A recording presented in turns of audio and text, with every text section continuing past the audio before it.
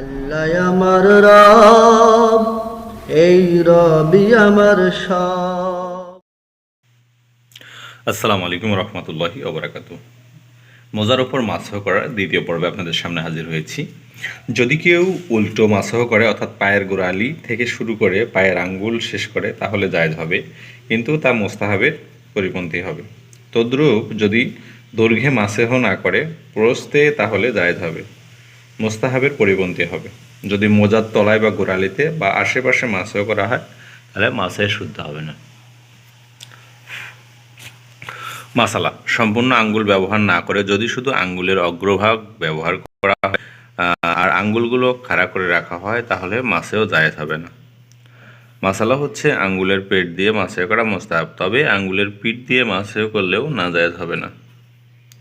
মোজার ওপর মাসেও না করে যদি বৃষ্টির মধ্যে কিংবা শিশিরসিক্ত ঘাসের উপর হাঁটা হয় আর এতে মোজা ভেজে যায়, তাহলে মাসেও হয়ে যাবে। মাসালা, প্রত্যেক মোজায় হাতের 3 আঙ্গুল পরিমাণে স্থান মাসেও করা যায় ফরজ, এর চেয়ে কম হলে মাসেও সই হবে না। অজু ভঙ্গ করে প্রতিটি বিষয় মাসেও ভঙ্গ করে, উপরন্তু মোজা খুলে ফেলা মাসেওকে ভঙ্গ করে দেয়। যেমন কারো অজু ভাঙেনি কিন্তু সে মোজা খুলে ফেলেছে, তাহলে তার মাসেও ভেঙে যাবে, তাই উভয় পা আবার ধুয়ে নিতে হবে, পুনরায় উজু করা লাগবে না।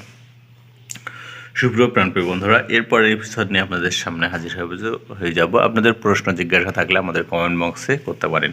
সেই সাথে সকলে ভালো থাকুন, সুস্থ থাকুন। আমরা এমন একটি জায়গায় বসবাস করতেছি, আমরা এমন এক প্রান্তে অবস্থান করতেছি, আমরা এমন এক বিশ্বে অবস্থান করতেছি, সেখান থেকে আমাদের অনন্তকালের যাত্রার জন্য আমাদের চলে যেতে হবে অনন্তকালের মহাযাত্রায়।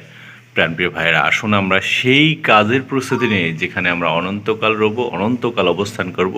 সেই প্রস্তুতি আমরা নেই। আল্লাহ আমাদের সকলকে তৌফিক দান করুক। আসসালামু আলাইকুম রহমতুল্লাহ।